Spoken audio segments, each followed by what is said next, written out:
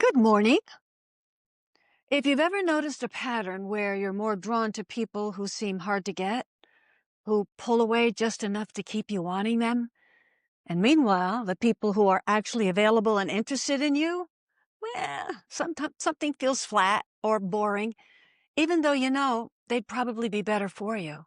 Well, if that's you, this video is right up your alley because there's a reason that keeps this happening, and it's not what most people think. And if you're new to my channel, hi, I'm Dr. Connie, and what I want to talk about today is why this pattern exists in the first place, because once you see the real reason, you won't have to keep doing this anymore. So, let's dive in.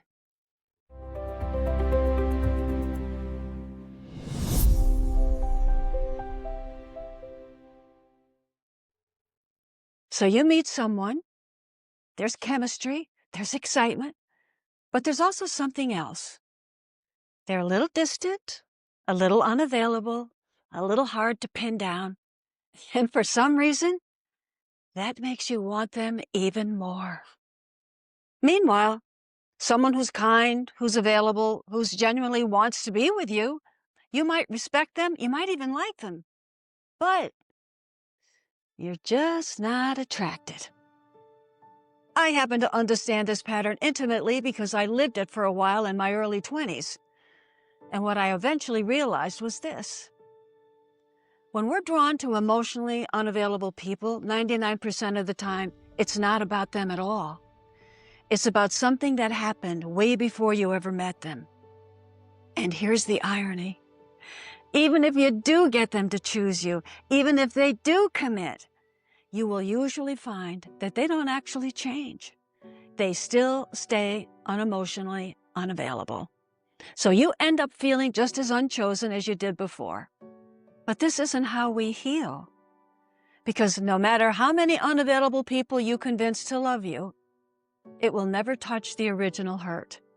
It will never resolve what's really happening. It will never resolve what's really driving this pattern. Now, I want you to see something that really hit home for me about how deep this need to be chosen really is. You see, lately, I've been watching these videos on YouTube from dog rescue organizations, and they do something beautiful. Instead of having people choose the dog they want, they let the dogs choose the humans. And here's how it works. People who want to adopt a dog come in and sit in a room together, many times in a circle, and they've agreed that if a dog chooses them, that's their dog, no matter what breed or size. Those are the rules. They have to be very still and not look at that dog to coerce it in any way. And sometimes they're even blindfolded. And one by one, a dog comes out and sniffs around all these different people. And then the dog makes a choice. Sometimes the dog sits right down in front of someone's feet and looks up and doesn't move.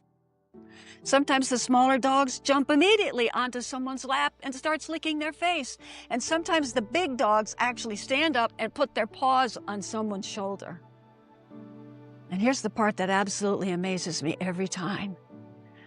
The humans who get chosen completely break down in tears and sob. They put their arms around the dog and you'll hear them say things like, "You chose me," or "I can't believe you want me," or "Now I'm not alone, we found each other." It's a bit heartbreaking in a good way, but it made me realize how much as human beings we want to be chosen. So many times in life, we're not the chosen one. We're not the favorite one in the family, or we didn't get picked by the guy or the girl we really wanted. So it's no wonder people break down when out of 50 people, a dog comes up and says, "I pick you. I want you." This is what we're all longing for, to be chosen, to be wanted. So being chosen is powerful. And when you're caught in this pattern of choosing unavailable people, this is what's really happening underneath. There's an old hope, an old longing, that if we can finally be chosen by someone who can't fully show up, then we'll prove to ourselves that we really are lovable and worthy. In other words, if I can get someone who's not that all into me to love me, then I must be okay. And this is rooted in our early emotional history. And this is important to understand. When love felt inconsistent or unavailable early in life, what happens is we learn to associate longing with love. So later, as adults, we're often drawn to people who are hard to reach, not because they're right for us, but because the dynamic feels familiar. They're unavailable. There's an unconscious hope that this time we'll finally be chosen, finally be enough, finally feel worthy. And this is the answer to why you keep choosing the wrong people. You're trying to heal an old wound by recreating it and getting a different outcome. You see, there's a little child inside you who's still waiting to be picked, to be chosen, to be loved. And you keep going to people who can't give that to this child, hoping that this time, if you can just get them to choose you, that little one inside will finally feel loved. But here's the deeper question, and this is where everything changes. When you keep choosing people who don't choose you back, what you're really doing is refusing to choose yourself. Think about it. You're handing your worth over to someone else and saying, here, you decide if I'm valuable. Here, you decide if I'm lovable. You decide if I matter. And usually, you're handing it to someone who's withholding or who can't or won't give you what you need because many times they don't have it to give. But the more they pull away, the more you want them. So what has to happen now? It really comes down to this. If you want to grow, you have to be willing to choose yourself, which means you stop handing yourself over to people who are undecided about you. It means when someone shows up through their actions that they're not available, believe them. They're telling you the truth, and it's best for you to get the hell out of Dodge. Even though it's hard because you're drawn to the challenge. You're drawn to the longing itself because that longing feels like love. So if you want to step away from choosing those who aren't giving back what you need, it's important to start noticing the moments in your life when you say yes, when you want to say no, when you ignore your own needs to keep other people comfortable, and when you twist yourself into a pretzel trying to be what someone else wants instead of who you are. Just start paying attention, because you first have to see how you don't see yourself as important. But then comes the harder question, and this is where most people get stuck. I recommend you make a list and ask yourself these 3 questions. What do you have to offer in a relationship that makes you a good catch? What do you deserve?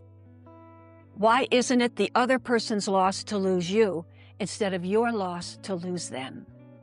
Because nothing can change in your life until you see yourself as worthy enough to be loved by you.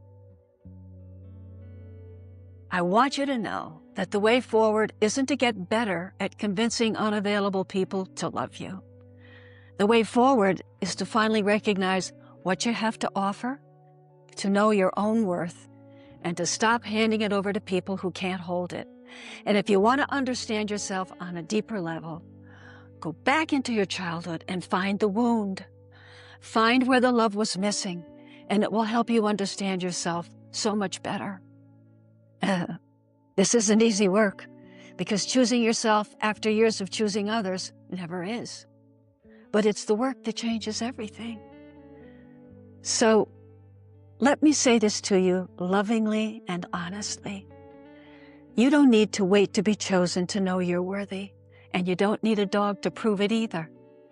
You were already chosen by being a child of God who was loved into existence before you ever had to earn it, and who arrived here already whole, already worthy, and already enough.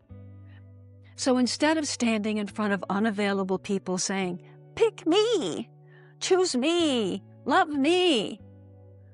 What if you finally turned toward that little child inside you, the one who's been waiting all this time, and you became the one who picks her, chooses her, and loves her, or picks him, chooses him, and loves him?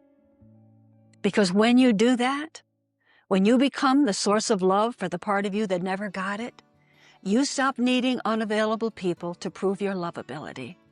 So when you pick that little child, you're also picking you, choosing you, and loving you. And that's where the healing begins. If there was anything that moved you or gave you hope of some kind in this video, I would appreciate your comments. And you know something? You don't have to go into detail. You can just say thank you. Why? Because that's how YouTube sends my videos out to more people. So by commenting, you're also helping others.